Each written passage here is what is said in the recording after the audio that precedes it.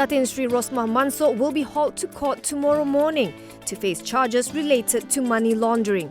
The wife of former PM Datuk Seri Najib Razak was arrested after being questioned by MACC today for a third time in a corruption probe linked to 1MDB and SRC International.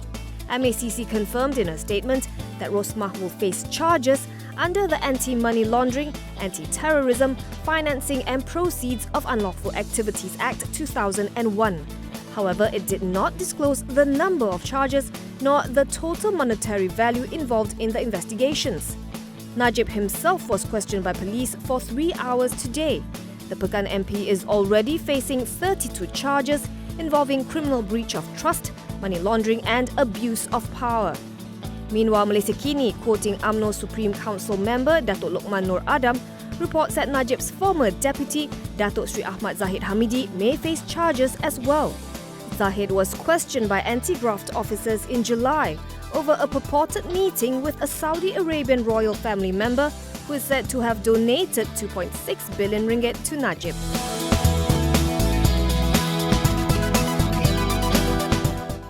Country Heights is assuring shareholders it will be taking very patient and prudent steps in issuing its own cryptocurrency. In a Bursa filing, it said it understands that this could be confusing and very sensitive, as cryptocurrency is a very new field here, and with Country Heights being the first public listed company to come up with such an initiative. Founder and Chairman Tan Sri Lee Kim Yew is proposing to issue 1 billion units of horse currency, backed by 2 billion ringgit worth of the group's assets, which will be placed in a trust held by a reputable legal firm. An initial 300 million horse currencies will be open for circulation to the public. The group intends to seek the green light from shareholders to embark on the initial coin offering at its EGM on November 8th.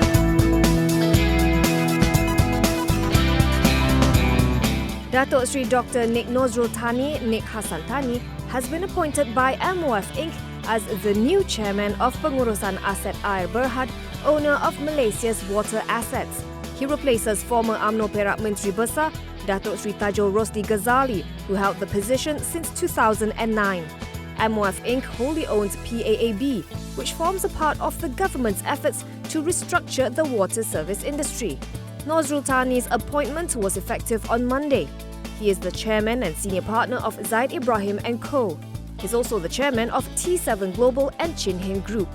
Nozrul also chairs the Capital Market Compensation Fund Corp, among others, and is a director of several public companies, including Amanah Saham Nasional.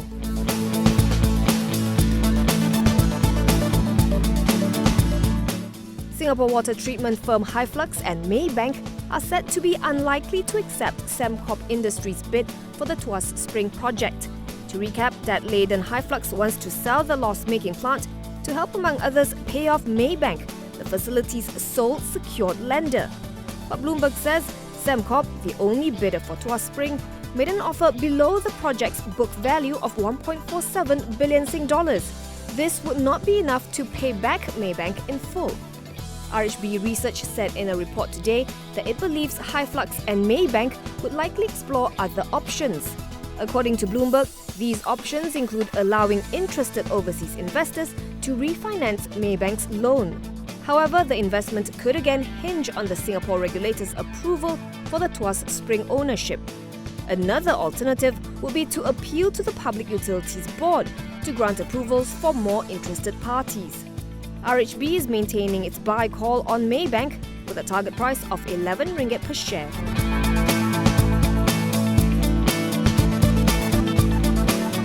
Malaysia's aerospace manufacturing exports are expected to top 9 billion ringgit in revenue this year, up from about 7 billion in 2017. Malaysia Aerospace Industry Association President Naguib Muhammad Noor says exports should rise by at least 5% from last year on the back of increasing orders for parts and components such as wings, empennage and fuselage. These are used in single-aisle Airbus A320, Boeing 737, as well as the larger twin-aisles Airbus A350 and Boeing 787.